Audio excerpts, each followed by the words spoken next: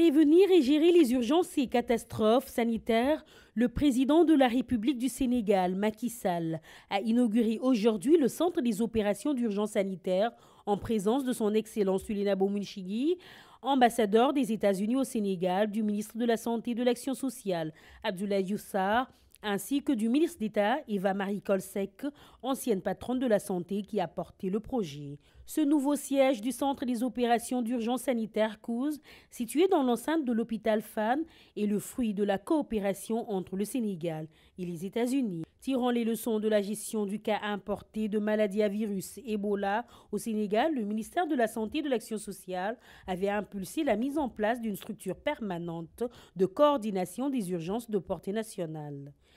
Cette structure a un rôle dans la prévention, la détection et la réponse aux urgences, mais aussi assuré la coordination du point focal du règlement sanitaire international. Mes remerciements au président des États-Unis, au gouvernement et au peuple américain pour cet important outil qui n'est qu'une phase de notre dynamique coopération bilatérale, mais qui renforce notre système de santé. Ce chef-d'œuvre d'un coût de près de 2 millions de dollars est une illustration de l'excellence de notre coopération multiforme et fructueuse. Le défi reste la maintenance. Il faudrait que ce centre soit doté de budget de maintenance pour accompagner son fonctionnement et son fonctionnement et sa maintenance. La réalisation de ce centre, nous le savons, répond à l'impératif de renforcer nos capacités pour faire face aux épidémies et aux maladies infectieuses émergentes, mais aussi pour faire face à toutes sortes de menaces, qu'elles soient d'origine biologique ou chimique.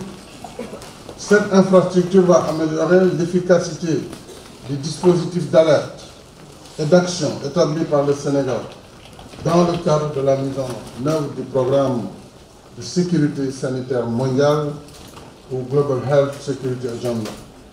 Ce programme traduit par ailleurs l'engagement de la communauté internationale à soutenir tous les pays dans le renforcement de leur capacité d'alerte et de réponse face aux menaces graves de santé en vue de construire un monde plus sûr.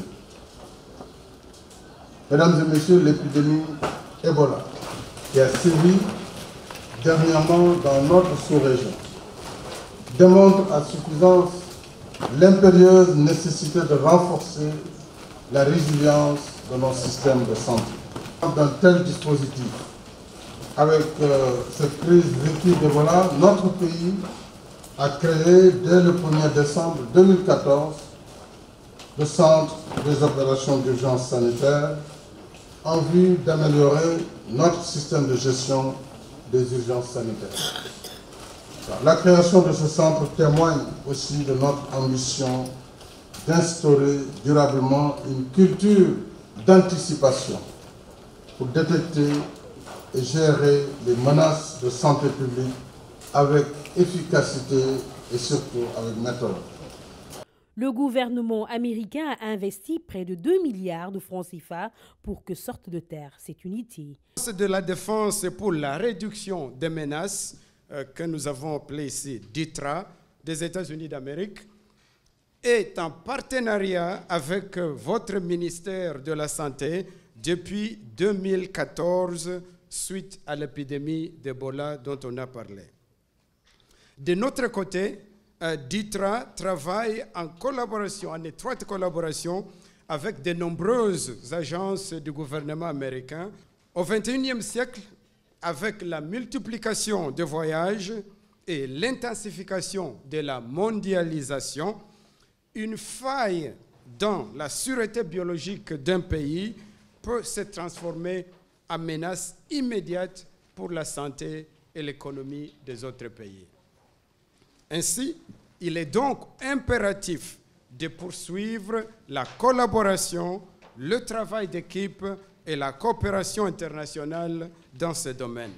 Ce bâtiment ultramoderne a été construit sur près de 1500 mètres carrés et équipé selon les standards internationaux avec un accent particulier sur la sécurité des locaux et des informations.